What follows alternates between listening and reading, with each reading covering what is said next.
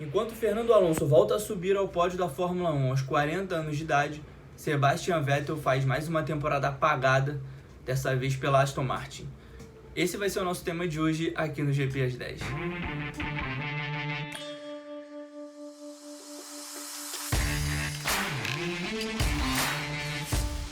Olá, amigos do Grande Prêmio. Meu nome é João Pedro Nascimento e eu tô aqui hoje de novo para mais um GP às 10 e a gente vai conversar um pouco sobre dois campeões mundiais da Fórmula 1, né, que 2021 vem fazendo temporadas distintas entre si.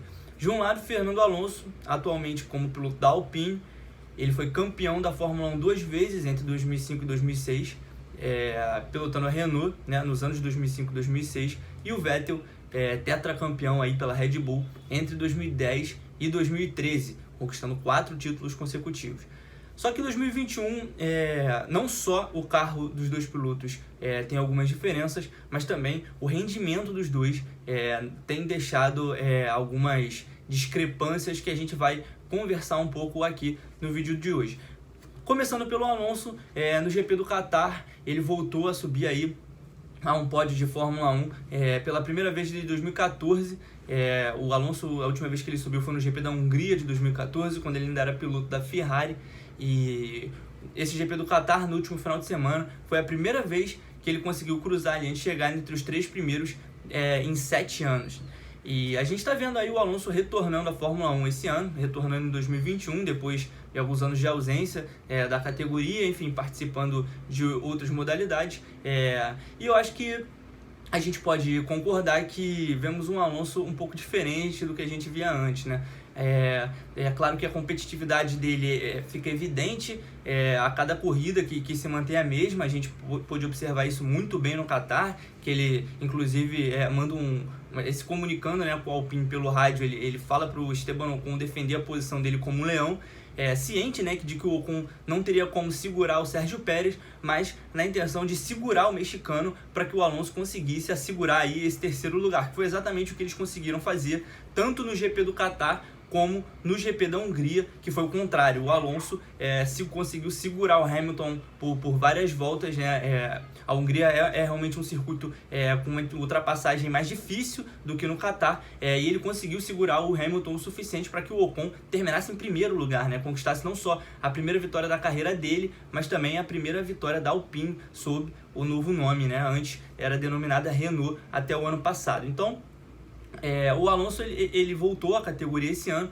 e apesar de necessitar realmente de um tempo de adaptação, esse tempo foi bem curto e ele consegue aí desempenhar, ele consegue obter, né, bons resultados com esse carro da Alpine, já pensando, dá para perceber que já está pensando mais no ano de 2022, em que a equipe vai tentar, né, ter um carro mais competitivo. A Alpine atualmente é a 5ª melhor equipe do grid, ocupa ali a 5ª posição no Mundial de Construtores, então esse terceiro lugar do Alonso, essa vitória do Ocon realmente, né, foram resultados que a gente pode considerar fora da curva, em relação ao que a gente espera, né, da Alpine no campeonato. O Vettel, por outro lado, realmente tem um carro que fica um pouco abaixo do carro da Alpine atual, mas a gente precisa lembrar que ano passado a Aston Martin, sob o nome de Racing Point, terminou o campeonato no 4º lugar, o campeonato de construtores, atrás apenas, né, das equipes mais poderosas da temporada, do grid da Fórmula 1, que são a Mercedes, a Red Bull, e no ano passado a McLaren terminou em terceiro, contando aí, as equipes contaram com um ano péssimo da Ferrari, o pior ano desde 1980, a Ferrari acabou terminando só no 6º lugar. Então a McLaren tomou esse terceiro lugar, que ela está perdendo de novo aí em 2021, e a Racing Point conseguiu terminar em 4º, né? Inclusive o Sérgio Pérez conseguiu vencer pela Racing Point, venceu pela primeira e única vez na carreira dele, e agora faz parte da Red Bull. Foi justamente o Vettel que substituiu o mexicano nessa vaga aí para o ano de 2021.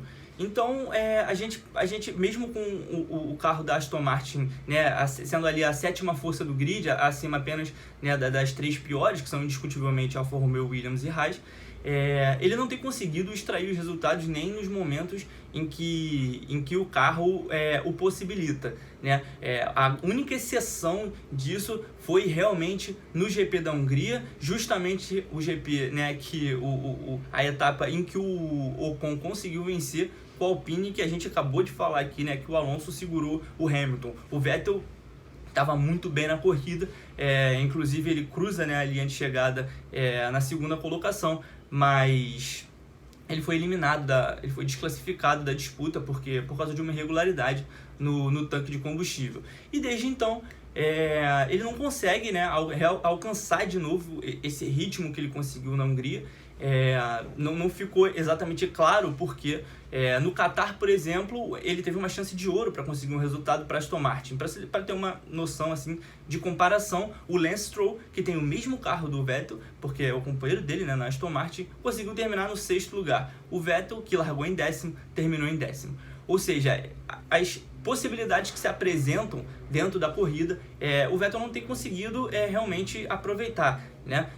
Em Losail, no Qatar, a gente viu ele largando em 10º. Na primeira curva ele já estava em 17º, foi espremido ali, reclamou bastante de ter sido espremido na largada, mas despencou muitas posições. É inevitável a gente dizer que dava para ele ter feito uma defesa bem melhor do que realmente conseguiu.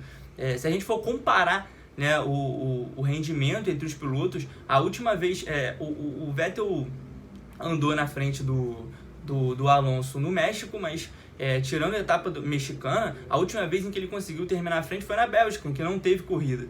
Então, que foi justamente uma etapa depois, né, da Hungria, em que o Alonso terminou em 4º e o Vettel, apesar de ter terminado em 2º, foi eliminado por causa do problema no combustível. Então, enquanto o Alonso consegue extrair, né, no máximo daquilo que o carro da Alpine consegue oferecer, que também não é um dos carros mais fortes, né, do grid, briga ali com a AlphaTauri pela 5ª colocação, o Vettel ele realmente não consegue extrair o potencial do carro da Aston Martin, que já não é lá essas coisas, mas que claramente consegue oferecer um pouco mais do que ele vem conseguindo fazer até agora. E volto a repetir, a 6ª posição do Lance Stroll no Qatar é um bom indicativo disso. O Lance Stroll não tinha conseguido atingir um top 6 a temporada inteira. Foi a primeira vez em que ele conseguiu chegar entre os 6 primeiros de uma corrida nessa temporada. E isso largando atrás do Vettel no grid de Losail. Então, a gente vê aí que dois campeões mundiais de Fórmula 1, 2 pilotos, né, muito experientes, realmente tendo desempenhos bastante diferentes no ano de 2021. E para 2022, eu acho que é aí que o pensamento deles deve se encontrar um pouco mais. A tendência é que em 2021 e 2022 a gente veja algumas diferenças, né, na ordem de forças da Fórmula 1. Nada garantido, mas a tendência com a mudança de regulamento e novos carros entrando, cada equipe fazendo, né, o seu próprio desenvolvimento sem saber o estágio das outras equipes, a tendência é que a gente veja um certo embaralhamento, né, na ordem de forças do grid da Fórmula 1. E tanto o Vettel quanto o Alonso devem contar com isso para o ano que vem, né, na tentativa de ter um carro mais competitivo, que os possibilite brigar por posições né, brigar por vitórias, brigar por pódios, enfim, por posições mais avançadas do que eles conseguem brigar no momento.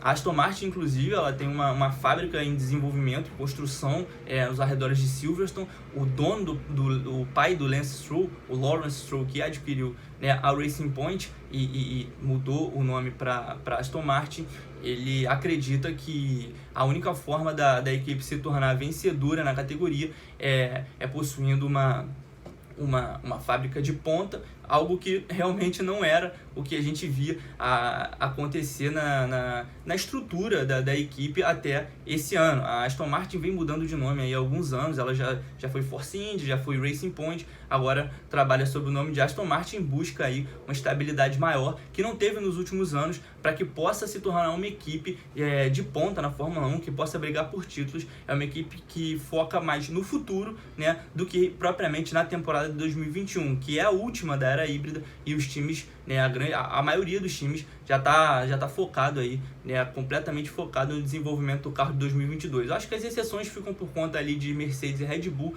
que realmente precisam, né, trazer algumas mudanças para o carro, em relação para brigar entre eles mesmo. É uma briga que só envolve os dois carros, né? E que só envolve dois pilotos também, porque a verdade é que Valtteri Bottas e Sérgio Pérez, apesar de fazerem boas temporadas, não conseguem, né, chegar perto do nível de Hamilton e Verstappen.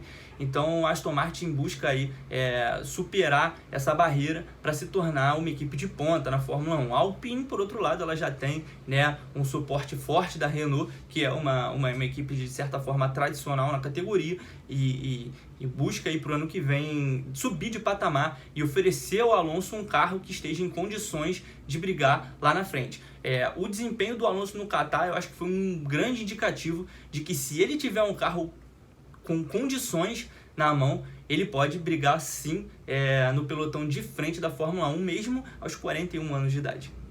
Esse foi o meu GP às 10 de hoje. Eu espero que vocês tenham gostado. Vocês comentem aqui sobre o que vocês acham dessa temporada, desse final maluco de temporada da Fórmula 1, e também, é claro, dos desempenhos de Alonso e Vettel nessa temporada. Meu nome é João Pedro Nascimento, um abraço a todos vocês.